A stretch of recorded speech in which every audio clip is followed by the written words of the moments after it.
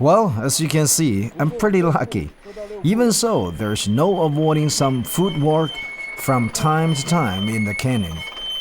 It's common to see people walking in these parts, where the mountains are so steep and the current runs so fast. But there are times when two legs simply end up to the task.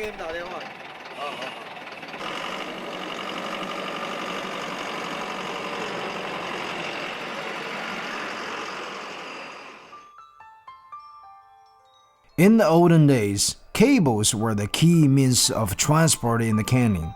Everything from goods to human was transported via cable. I love Yunnan. Actually, I love every place to travel. Every time I go somewhere, I can find interesting thing, exciting thing. For example, here is a cable car. I'm gonna go there. It's all manual. Go with the beautiful girls with the local, minority, and they do that every time. Now I'm gonna cross the river. Just do it more exciting. And the first time I'll try. Oh, I'm a little bit scared actually. Be honest with you.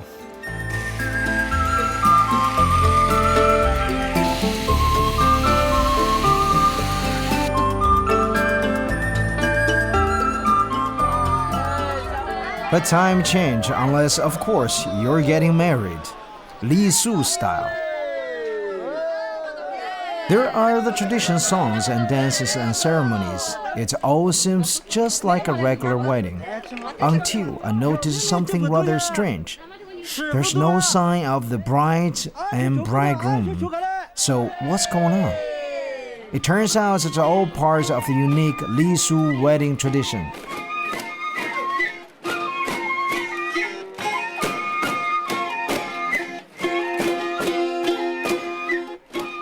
Drinking is a must at the Lisu wedding, just like at any other wedding. But here the tradition is for all the guests to drink from one barrel of wine. The idea is that by sharing the wine, everyone will share good fortune and happiness with the new couple. Sandberry lovers, this is a tradition.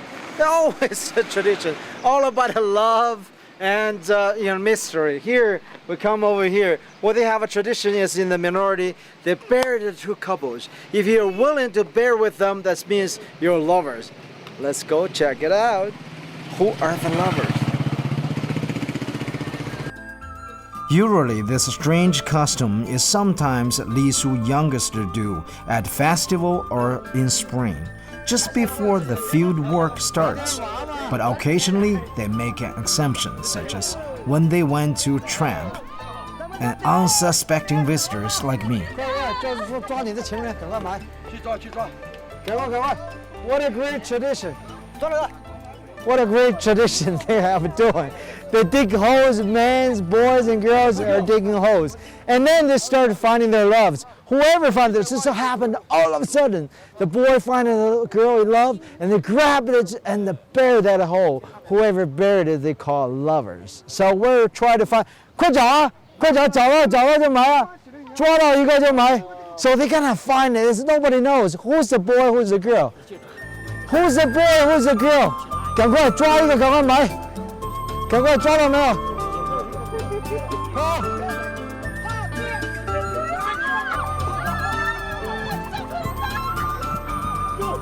抓了！把它拿起来。That's what happened. And you finally kill this. Embarrassed.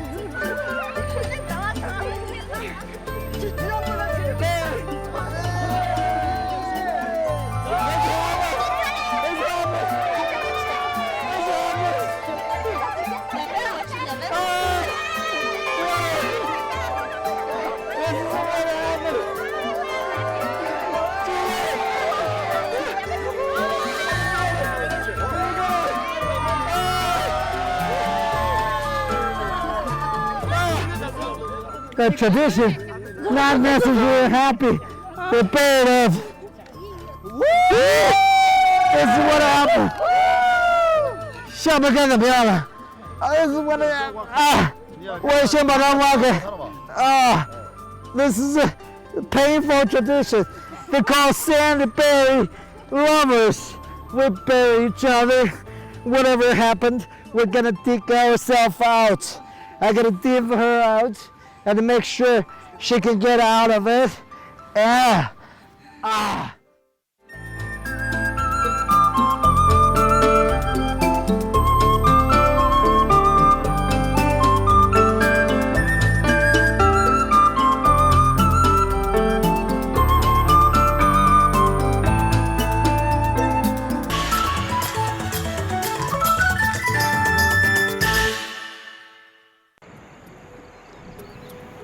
I'm now on my way up north to Gongshan Autonomous County, from where the canyon extends into Tibet. The way the mountains are arranged here forces three major rivers, the Jinsha, the Nu, and the Lancang, to flow very close together from north to south. So hereabouts, they're known as the three rivers in parallel. The town used to serve as a major stop on the famous Tea and Horse Caravan Trail, with all the goods and traffic that pass through the town en route between Yunnan and Tibet. It became home to different ethnic groups, who in return give the town its unique cultural mix.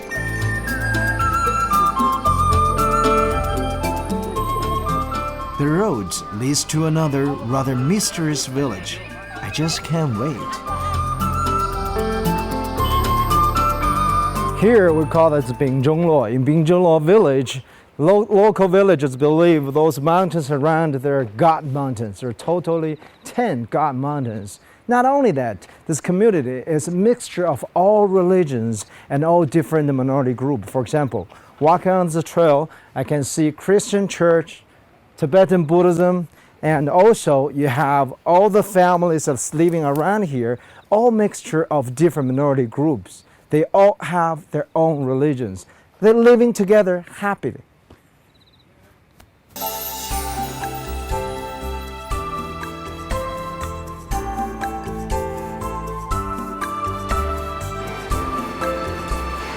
Everybody stop. I want to find out what's going on. All this road is broken every day, so check out what's going on.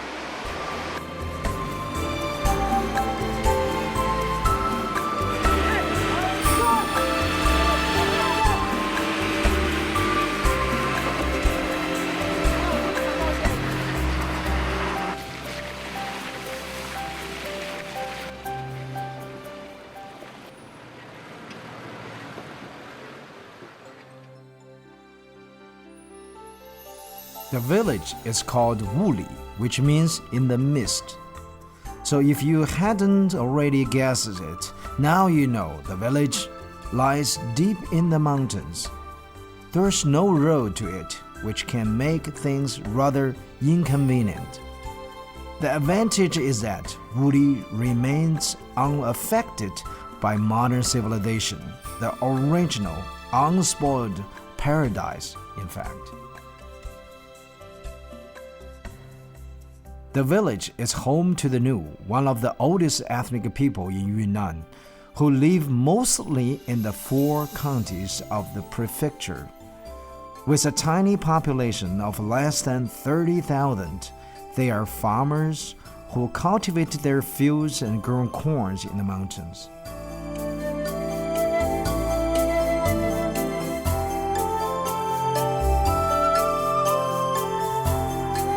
We'll see the houses, all the materials made of local. For example, we'll see the ceilings here on top of this house. Those are the platform from the rock. It's cut from the rock, piece by piece, laying there, protect the water. It's waterproof. And the wood is all trees from the local mountains. So they cut the trees, strip the skin, and there's just a piece of trees. Actually, from here, we can see the little difference from the past time. They don't have that much tools. So all we see is the entire tree trunk, layer by layer, add together. And the newer ones, things to have the new tools, so can cut by piece, like a, form already.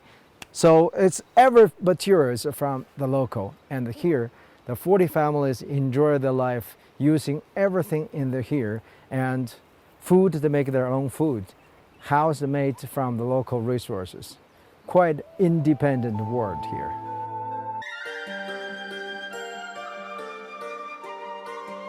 From here, the canyon and the New River continue on into Tibet.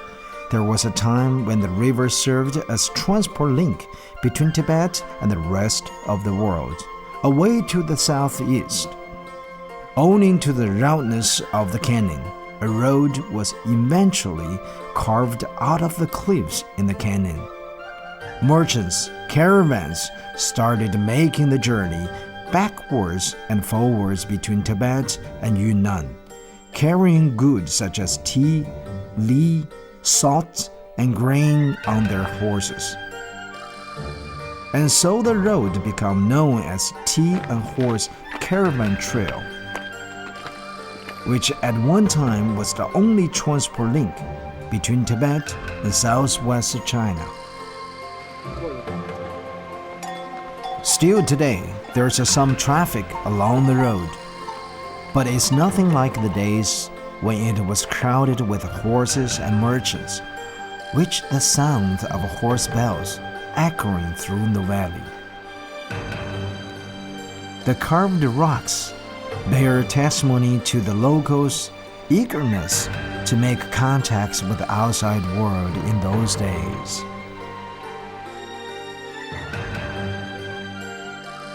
It's time to bid farewell to the canyon and to its charm and beauty. From here, our journey will continue on the famous road.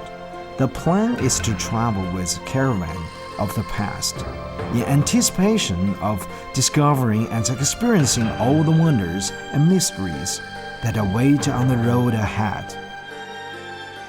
Our journey will take us on into the great and mysterious highland of Tibet. So stay tuned for more of Travelogue Ethnic Odyssey.